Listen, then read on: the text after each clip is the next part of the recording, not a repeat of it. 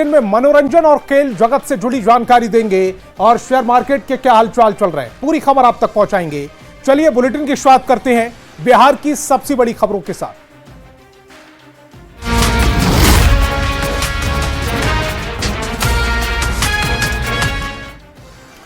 तो बड़ी खबर पटना से, जहां छात्रों के दो गुटों में झड़प, मारपीट, फायरिंग की घटना सामने आई है। गोलीबारी विमेंस कॉलेज के बाहर हुई है। आपको बता दें कि पटना विश्वविद्यालय में छात्र संघ का चुनाव लड़ रहे छात्रों के दो गुट आपस में भिड़ गए। दोनों गुटों के बीच जमकर मारपीट और फायरिंग हुई है। फिलहाल पुलिस पूरे मामले की जांच कर रही है। पटना से इस वक्त की बड़ी खबर आपकी टेलीविजन स्क्रीन पर, तस्वीरें भी दिखा रहे हैं आपको। विमेंस कॉलेज के बाहर फायरिंग हुई है, मारपीट हुई है, दो गुट आपस में भिड़ गए। पीयू छात्र संघ चुनाव से जुड़ा ये पूरा मामला, जिसमें चुनाव लड़ने वाले दो गुटों में भिड़ंत हुई है और जिसके बाद किस तरह का माहौल है वो तस्वीरों में आप तक पहुंचा रहे हैं। पटना विश्वविद्यालय छात्र संघ चुनाव को लेकर जो प्रचार चल रहा है उसमें एक बड़ी घटना सामने आई है। बिहार के prestigious college Patna women's college के ठीक बाहर में जो छात्र संघ चुनाव लड़ रहे हैं जो अभ्यर्थी, उनके दो गुटों में झड़प हो गई है और झड़प के दौरान मारपीट हुई है और मारपीट के बाद दोनों गुट के बीच फायरिंग की भी खबर सामने आई है। फायरिंग के बाद जो यहाँ पर भगदड़ मची, उसमें हजारों जो पंपलेट है वो देख सकते हैं आप। ये पंपलेट इस वक्त पटना विमेंस कॉलेज के गेट पर फेंक दिए गए हैं।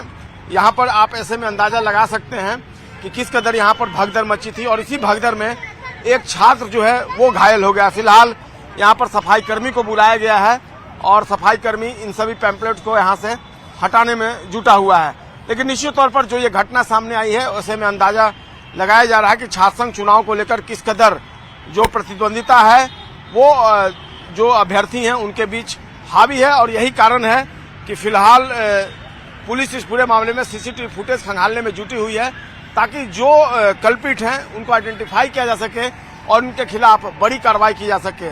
2025 में एक बार फिर से पटना विश्वविद्यालय छात्र संघ चुनाव बदनाम होता हुआ दिख रहा है, क्योंकि छात्रों के दो गुट जिस तरीके से, ये कितना भीड़ भाड़ वाला इलाका अंदाजा आप लगा सकते हैं। ये नेहरू पथ है, बेली रोड इसे कहा जाता है और कोतवाली थाना बहुत ज्यादा दूर नहीं है, 1 किलोमीटर से भी कम दूरी पर कोतवाली थाना है। और इसके बावजूद जो दो गुट है वो आपस में भिड़ गए और एक दूसरे के खून के प्यासे हो गए, फायरिंग तक कर डाली। अब पुलिस जो है सीसीटीवी फुटेज खंगालने का दावा कर रही है और आइडेंटिफाई करके गिरफ्तारी की बात कर रही है। लेकिन निश्चित तौर पर यह घटना एक सबक है कि छात्र संघ चुनाव तक या तो पटना विश्वविद्यालय प्रशासन हो या फिर पटना पुलिस हो, दोनों को अलर्ट मोड में रहना होगा ताकि फिर से इस तरह की घटना की पुनरावृत्ति न हो सके। कैमरा पर्सन अजय दुबे के साथ संजय कुमार, न्यूज 18 पटना। और संजय हमारे संवाददाता ज्यादा जानकारी के साथ फोन लाइन पर जुड़ रहे हैं। संजय, दो छात्रों के गुटों में ये भिड़ंत हुई है, गोलीबारी हुई है, पुलिस का क्या कुछ कहना है अब तक इस मामले में? किसी की गिरफ्तारी हुई है, किसकी गलती सामने आ रही है? देखिए बिल्कुल संतोष, जो पटना पुलिस है उसका ये कहना है कि जो अनसोशल एलिमेंट है उन्होंने फायरिंग की है।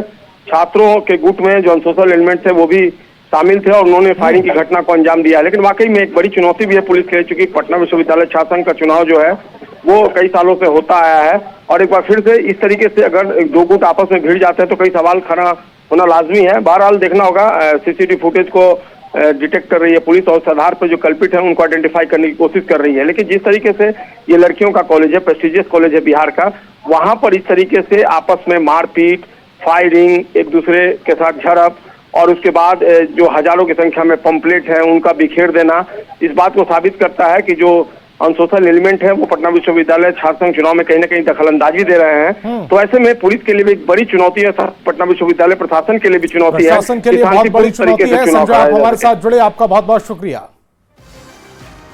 और केंद्रीय गृह मंत्री अमित शाह 30 मार्च को बिहार दौरे पर आ रहे हैं। इस दौरान गोपालगंज में अमित शाह विशाल जनसभा को संबोधित करेंगे। बीजेपी से लेकर तैयारियों में जुट गई। बीजेपी अध्यक्ष दिलीप जायसवाल ने कहा अमित शाह की जनसभा में सीवान, गोपालगंज, बेतिया और बगहा के कार्यकर्ता पहुंचेंगे। 30 मार्च को पुलिस लाइन मैदान में उनका बहुत ही बड़ा विशाल जनसभा होगा। इस जनसभा में सारण, सीवान, गोपालगंज, मोतिहारी, बेतिया और बगहा इतने जिला के कार्यकर्ता उस जनसभा में आएंगे। माननीय अमित शाह जी का लोकसभा के बाद ये पहला आगमन जनसभा के रूप में हो रहा है और इस जनसभा में भारतीय जनता पार्टी के कार्यकर्ताओं में गांव-गांव में बूथ स्तर पर जोश है और ज़्यादा से ज़्यादा कार्यकर्ता हमारे जो है इस जनसभा में जाएंगे। अब बिहार चुनाव से पहले बीजेपी ने बड़ा अभियान शुरू कर दिया है। इस बार 32 लाख गरीब मुसलमानों को ईद के मौके पर सौगाते मोदी दिया जाएगा ताकि उन्हें ईद मनाने में किसी भी तरह की दिक्कत ना हो। बीजेपी के 32,000 पदाधिकारी 32,000 मस्जिदों में संपर्क कर 32 लाख गरीब मुसलमानों को सौगाते मोदी देंगे। तो मुसलमानों को ईद पर बड़ी सौगात मिलने जा रही है। सौगाते मोदी दी जाएगी। इस बार 32 लाख मुसलमानों को यह तोहफा मिलने जा रहा है। बड़ी खबर मुस्लिम समुदाय से जुड़ी हुई, जहां मुसलमानों को प्रधानमंत्री मोदी बड़ी सौगात देने जा रहे हैं। ये अल्पसंख्यक मोर्चा के द्वारा राष्ट्रीय स्तर पर देश के सभी कोने में जो जरूरतमंद मुसलमान हैं उनके घर में ईद की खुशहाली हो, इसलिए उनके घर में सौगाते मोदी किट देने का निर्णय लिया है। मुस्लिम समाज के लिए मोदी जी की शानदार योजना सौगात ए मोदी, ईद के मौके पर 32 लाख मुस्लिम परिवारों को मोदी जी की ओर से सौगात दिया जाएगा ताकि वो अच्छे से ईद मना सकें। पूरा का पूरा किट 32 लाख लोगों को दिया जाएगा। इसमें भाजपा के 32,000 पदाधिकारी 32,000 मस्जिदों में संपर्क कर मुस्लिम गरीब परिवारों को चिन्हित करेंगे और ईद के मौके पर उनको सौगाते मोदी मिलेगा ताकि उनको ईद मनाने में कहीं कोई दिक्कत नहीं हो। रमजान के महीने में प्रधानमंत्री मोदी के मुस्लिम समाज के तोहफे पर सियासत गर्म है। AIMIM ने प्रधानमंत्री मोदी की इस पहल का विरोध किया है। भी नहीं है, इसलिए वो भीख देना चाहते हैं। मुसलमानों को भीख की जरूरत नहीं है, सौगात की जरूरत नहीं है। इस मुल्क में इंसाफ की जरूरत है। बिल्किस के खून को इंसाफ मिले, पहलू खान को इंसाफ मिले, वक्फ बोर्ड को इंसाफ मिले। इंसाफ की तलब है, मुसलमानों को भीख की तलब नहीं है। मोदी जी ने मुसलमानों को भिखारी समझा है। और अब बात लॉ एंड ऑर्डर की।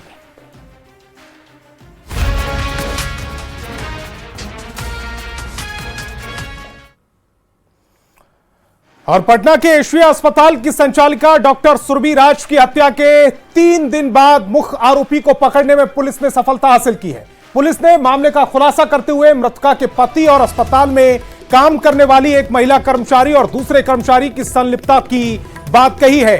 हत्याकांड में एशिया अस्पताल की मालिक और मृतका के पति और देवर समेत एक महिला कर्मचारी और 2 अन्य कर्मचारी को गिरफ्तार किया गया है। तो सुरभि राज हत्याकांड में यह बड़ा खुलासा, मृतका के पति को गिरफ्तार किया गया है। संलिप्तता एक कर्मचारी की भी, महिला कर्मचारी की भी सामने आ रही है। देवर को भी हिरासत में लिया गया है। इस पूरे मामले में अब 5 लोग गिरफ्तार किए जा चुके हैं। 3/2025 को संध्या में अगम कुआं थाना को सूचना मिली कि एशिया हॉस्पिटल की संचालिका को अज्ञात लोगों द्वारा गोली मारी गई है। घटना के सत्यापन हेतु अगम कुआं थाना मौका वारदात पर पहुंची। उनको बताया गया कि जो विक्टिम है उनको एम्स शिफ्ट किया गया है, जहां से सूचना प्राप्त हुई कि उनकी मृत्यु हो चुकी है। इसी क्रम में हत्याकांड का FIR रजिस्टर करते हुए इसका अनुसंधान किया गया और अनुसंधान उपरांत जो मानवीय इनपुट्स हैं और जो टेक्निकल इनपुट्स हैं उनके आधार पर इस हत्या के षड्यंत्र रचने एवं साक्ष्यों को छिपाने में 5 लोगों को अरेस्ट करके माननीय न्यायालय में फॉरवर्ड किया गया है। अब बड़ी खबर बगहा से, जहां शराब तस्करों के खिलाफ छापेमारी करने गई उत्पाद विभाग की टीम पर गांव वालों ने हमला कर दिया। हमले में 2 होमगार्ड जवान घायल हो गए, जिन्हें इलाज के लिए अनुमंडलीय अस्पताल में भर्ती कराया गया। पुलिस को सेमरा के ढैया गांव में शराब बनाने और बेचने की सूचना मिली थी। पुलिस कार्रवाई करने के लिए जब गांव पहुंची तो पुलिस टीम को गांव वालों ने घेर कर हमला कर दिया। नाराज लोगों ने उत्पाद विभाग की गाड़ी में तोड़फोड़ करते हुए कर्मियों को बंधक बना लिया और मारपीट की। सूचना पर पहुंची पुलिस टीम ने उत्पाद विभाग के कर्मियों को सुरक्षित निकाला। पुलिस ने उपद्रवियों की पहचान कर ली है और कार्रवाई में जुट गई है। घटना कैसे घटा? पब्लिक के साथ ये घटना घटा है सर। वहाँ छापेमारी करने गए थे आप लोग? जी। उसी दरमियान ये घटना घटी है? जी। पदाधिकारी कौन थे आपके? नीरज कुमार सर। कितने लोग थे आप लोग? ड्राइवर मिलके और BSG का जवान और इंस्पेक्टर सब के मिलके हम लोग 11 जवान थे सर। तो क्या हुआ वहाँ? वहाँ पर सब हम लोग गए ना सर के साथ, तो वहाँ पर सब कौन सर के साथ गए थे? नीरज नाम है शायद। अच्छा। तो क्या हुआ घटना? वहाँ पर गए वो सब अभी घर में घुसने ही मैंने वहाँ पर जो दरवाजा के समीप गए तभी वो सब धावा बोल दिया। 3 लोग आए थे हम लोग के पास, 2 पुलिस कर्मी घायल हैं और एक लड़की 16 साल की है वो घायल। ठीक है, नॉर्मल है, सब कुछ ठीक है। और खबर सीवान से, जहां बेखौफ बदमाशों ने रजिस्ट्री ऑफिस के कर्मचारी को गोली मारकर घायल कर दिया। घायल को इलाज के लिए सदर अस्पताल में भर्ती कराया गया। घटना नौतन थाना क्षेत्र के पशलखी गांव के पास की है। घायल ने बताया कि ऑफिस के काम से कहीं जा रहे थे, तभी रास्ते में घात लगाकर बैठे बदमाशों ने गोली मारी और फरार हो गए। फिलहाल पुलिस ने मामला दर्ज कर लिया है और जांच में जुट गई है। वह पचलखी पेरिफेरल एरिया है, वहाँ का कोई भी जमीन लिखाता है तो पहले फोटो होता है जमीन पर जाकर, जमीन पर, और फोटो कराने के लिए हमारे लड़के ले जा रहे थे। तो हम रोड पर रह गए, क्योंकि खेत में हम नहीं जाते, तो यहाँ स्टाफ गया था यहाँ पर से, तो स्टाफ फोटो कराने के लिए चला गया, हम यहीं पर रोड पर। तब तक 3-4 आदमी जोगिर स्थान पर बैठे थे और 7-8 आदमी का, जो कि 4-5 आदमी को हम नहीं पहचान सके। 6 गोली लगा है। अब रुख करेंगे देश विदेश की खबरों की तरफ।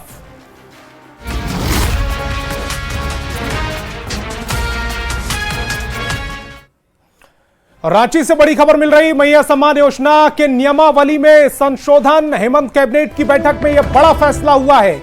बैठक में कुल 16 प्रस्तावों पर मुहर लगी है। झारखंड एमएसएमई विधेयक 2025 भी शामिल है। कृषि विभाग में हाईकोर्ट के निर्णय के बाद 6 कर्मियों की नियुक्ति की मंजूरी दी गई है। साथ ही मुख्यमंत्री मैया सम्मान योजना की नियमावली में संशोधन को मंजूरी दी गई है। अब सिंगल बैंक अकाउंट से बिना आधार लिंक खाता धारकों को भी मार्च 2025 तक योजना की राशि मिलेगी। पहले दिसंबर 2024 तक ही राशि मिलनी थी। राज्य संचालित झारखंड मुख्यमंत्री मैया सम्मान योजना के क्रियान्वयन में आंशिक संशोधन की स्वीकृति। इसके तहत जो विभागीय संकल्प 1406/17/2024 में कंडिका 3(7) में प्रावधान है कि आवेदिका का आधार लिंक्ड सिंगल बैंक खाता हो। वर्तमान में जिनका बैंक खाता आधार लिंक नहीं है, वे भी इस योजना का लाभ दिसंबर 2024 तक उठा सकते हैं। ये कंडिका था, इसे संशोधित करते हुए जो लाभ दिसंबर 2024 तक के लिए अवधि था, उसे संशोधित करते हुए माह मार्च 2025 तक योजना के तहत उन्हें आर्थिक सहायता राशि दी जाएगी, आवेदिका का यदि आधार लिंक्ड सिंगल बैंक खाता ना भी हो। तो रांची से ये बड़ी खबर, मैया सम्मान योजना में संशोधन किया गया है। मैया सम्मान योजना की नियमावली में संशोधन किया गया है। अब नियमावली नई क्या है, पहले हेमंत कैबिनेट की बैठक में यह फैसला लिया गया है और नियमावली में जो बदलाव हुआ है वो इस तरह है कि बैठक में कुल 16 प्रस्तावों पर भी मुहर लगी है। इसके अलावा जो झारखंड एमएसएमई विधेयक 2025 भी जिसमें शामिल है, कृषि विभाग में हाईकोर्ट के निर्णय के बाद 6 कर्मियों की नियुक्ति की मंजूरी दी गई है। साथ ही मुख्यमंत्री मैया सम्मान योजना की नियमावली में संशोधन को मंजूरी दी गई है। अब सिंगल बैंक अकाउंट से बिना आधार लिंक खाता धारकों को भी मार्च 2025 तक योजना की राशि मिलेगी। पहले दिसंबर 2024 तक ही ये राशि मिलनी थी, लेकिन अब मार्च 2025 तक बिना आधार लिंक खाता के धारकों को यह राशि दी जाएगी। यानी कि दिसंबर 2024 से यह राशि अब मार्च 2025 तक बढ़ा दी गई है। यह बड़ा संशोधन हुआ है। इसके अलावा कृषि विभाग में हाईकोर्ट के निर्णय के बाद 6 कर्मियों की नियुक्ति को मंजूरी दी गई है। अगर बात की जाए एमएसएमई की, तो झारखंड एमएसएमई विधेयक 2025 को भी मंजूरी मिली है। निरंजन हमारे संवाददाता ज्यादा जानकारी के साथ फोन लाइन पर जुड़ रहे हैं। निरंजन, बड़े फैसले तो हुए हैं, लेकिन मैया सम्मान योजना की नियमावली में बदलाव हुआ है। जो राशि पहले बिना आधार लिंक वाले जो सिंगल अकाउंट थे, उन जो 2024 दिसंबर तक मिल रही थी, उसे 25 तक बढ़ा दिया गया है। पर झारखंड कैबिनेट की बैठक में 16 प्रस्ताव की मुहर लगी और सबसे महत्वपूर्ण आज रहा मैया सम्मान को लेकर के। मैया सम्मान आप देख रहे हैं कि अभी झारखंड विधानसभा का बजट सत्र चल रहा है। सदन के अंदर, सदन के बाहर सत्ता पक्ष विपक्ष लगातार हंगामे कर रहे हैं और सबसे महत्वपूर्ण बात यह है कि 58 लाख जो मैया सम्मान की योजना की राशि जो मिलनी थी उसे मात्र 38 लाख महिलाओं को मिला है। और आज की कैबिनेट में जो प्रस्ताव पारित हुए हैं वो सबसे महत्वपूर्ण रहा कि जो आधार से लिंक है जिनका बैंक से, और वह मार्च 2025 तक की राशि उनको दी जाएगी। उसके बाद इस पर फिर विचार किया जाएगा। ये 2025 तक की बात की गई है, क्योंकि बैंक से खाता का लिंक होना बहुत जरूरी आधार से, इसको इसमें छूट दी गई है। नियमावली में ये संशोधन किया गया है, लेकिन ये सिर्फ मार्च तक किया गया है। इसके बाद फिर एक जिस तरह से लगातार आप देखें कि हंगामा हो रहा है, इसमें संशोधन की गई है। और निश्चित तौर पर जो 16 प्रस्ताव पर मोहर लगे हैं, ये बहुत बड़ी उपलब्धि है। कई इसमें महत्वपूर्ण जो मोहर लगी है उसमें सबसे महत्वपूर्ण है कि बैराज जो गिरिडीह में है वो डैम बनाया जाएगा, चेक डैम बनाया जाएगा जो गिरिडीह जिला में आता है। उसके बाद एक झारखंड प्रशासनिक सेवा के अधिकारी हैं। बाकी जिस तरह से महिलाएं लाइनों में लग रही हैं और इसको लेकर विधानसभा के अंदर भी शोर हो रहा है, उसके बाद ये बड़ा फैसला लिया गया है। निरंजन, आप हमारे साथ जुड़े, आपका बहुत बहुत शुक्रिया। दिल्ली में रेखा सरकार ने आज अपना पहला बजट पेश किया है। 1 लाख करोड़ के इस बजट में सरकार का फोकस चुनावी वादों को पूरा करने पर दिखा। खासकर यमुना सफाई को लेकर मुख्यमंत्री रेखा गुप्ता ने बजट में 500 करोड़ के फंड का ऐलान किया। 2500 रुपए महीने वाली महिला समृद्धि योजना के लिए 5100 करोड़ रखे गए हैं। बजट में साफ पानी और रोड कनेक्टिविटी को बेहतर करने पर जोर दिया गया। रेखा गुप्ता ने कहा है कि आपने अपना शीश महल बनवाया, हम गरीबों के घर बनवाएंगे। आपने लाखों रुपए के टॉयलेट बनवाए, हम झुग्गी वालों के लिए शौचालय बनवाएंगे। उन्होंने कहा कि केजरीवाल ने अपने फायदे के लिए आयुष्मान योजना दिल्ली में लागू नहीं होने दी। वे चाहते थे कि योजना में उनका भी नाम चलाया जाए ताकि उनका प्रचार हो। उनकी जिद की वजह से दिल्ली वासियों को सालों तक योजना का लाभ नहीं मिला।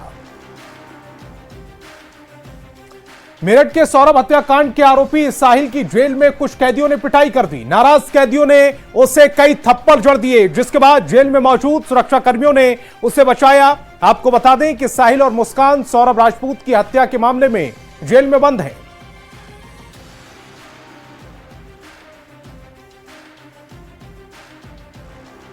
मुस्कान है, उसके हाथ में सुइयों के निशान पाए गए, यानी वो नशे के इंजेक्शंस लेती थी। और जो साहिल है वो भी सूखा नशा करता था। इन तमाम चीजों के चलते बंदियों का गुस्सा फूटा और उन्होंने साहिल को पीटने की कोशिश की। साहिल को कई तमाचे जड़ दिए, जिसके बाद उसका जो जूड़ा था वो भी खोल दिया गया। लेकिन इतने में ही, क्योंकि जेल में टाइट सिक्योरिटी है, बंदी रक्षक वहां पहुंचे, जेल प्रशासन वहां पहुंचा और उन्होंने साहिल को अलग किया, उसको पिटने से बचाया। और मनाली की अटल टनल से सैलानियों के हुड़दंग का वीडियो सामने आया है, जहां सैलानी गाड़ियां रोककर मस्ती में चूर होकर झूम रहे हैं। कोई कपड़े उतारकर पुशअप कर रहा है तो शोर किया जा रहा है। काफी देर तक इसी तरह का हुड़दंगा बाजी होती रही, हुल्लड़बाजी होती रही। टनल में इन युवाओं का शोर गूंजता रहा। मनाली की टनल अटल टनल का ये मामला सामने आया है। रविवार का ये वीडियो बताया जा रहा है जो सोशल मीडिया पर तेजी से वायरल हो रहा। हिमाचल प्रदेश के कुल्लू और लाहौल स्पीति में पिछले दिनों हुई बर्फबारी के बाद सैलानियों की संख्या बढ़ रही है। ये सभी युवा मनाली की अटल टनल पर पहुंचे और काफी हो हंगामा किया।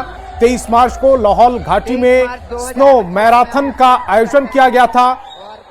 सिस्सू हेलीपैड पर पार्किंग सुविधा बंद कर दी गई थी। ऐसे में रोड के दोनों साइड बर्फ होने की वजह से ट्रैफिक जाम हो गया था। ऐसे में गाड़ियों को रोका भी जा रहा था। इसी दौरान की तस्वीरें हैं। जब पुलिस को सूचना मिली तो इसकी पड़ताल शुरू कर दी गई। जांच के दौरान पता चला कि दिल्ली नंबर की गाड़ी और कुछ दूसरे लड़कों ने अटल टनल के अंदर हुड़दंग किया है। इसके बाद मोटर वाहन अधिनियम की धाराओं के तहत 1500 रुपए का चालान काटा गया। कुणाल मामरा के जोक से शुरू हुई सियासत थमने का नाम नहीं ले रही। शिवसेना समेत सत्ताधारी महायुति हमलावर है, जबकि विपक्ष कामरा के समर्थन में उतर आया है। और इसके इन सबके बीच खुद कुणाल कामरा ने भी पीछे हटने के मूड में नजर नहीं आ रहे। सोमवार को दिन भर के बवाल के बाद कॉमेडियन ने जब देर शाम पहला बयान जारी किया तो उसमें भी चुभते तीर छोड़े गए और साफ साफ कह दिया गया कि वो माफी नहीं मांगेंगे। कुणाल कामरा ने बयान में कहा है कि मैं माफी नहीं मांगूंगा। मैंने ठीक वही कहा जो अजीत पवार ने एकनाथ शिंदे के बारे में कहा था। मैं इस भीड़ से नहीं डरता। मैं बिस्तर के नीचे छिपकर मामला शांत होने का इंतजार नहीं करूंगा। कुणाल कामरा के माफी से इनकार करने के बाद शिवसेना और भड़क गई है। शिव सैनिकों के अग्रेशन और सरकार के एक्शन के बाद पूरा विपक्ष कैमरा के पीछे खड़ा हो गया है और अब सिर्फ जो क्या कॉमेडी की नहीं बल्कि बहुत सीरियस सियासत हो रही है।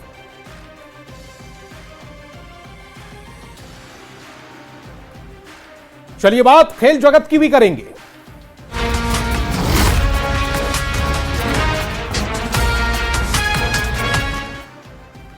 तो आईपीएल के 18वें सीजन का 5वां मुकाबला आज गुजरात टाइटंस और पंजाब किंग्स के बीच खेला जाएगा। नरेंद्र मोदी स्टेडियम में खेले जाने वाले इस मुकाबले में दोनों टीमें शाम 7:30 बजे आमने सामने होंगी। गुजरात टाइटंस टीम की कमान शुभमन गिल के हाथों में है, जबकि पंजाब किंग्स टीम का नेतृत्व श्रेयस अय्यर करते नजर आएंगे।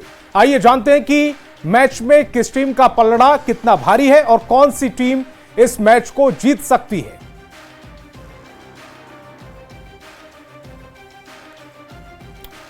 तो इस बुलेटिन में फिलहाल इतना ही। आप देखते रहिए न्यूज़ 18 बिहार झारखंड।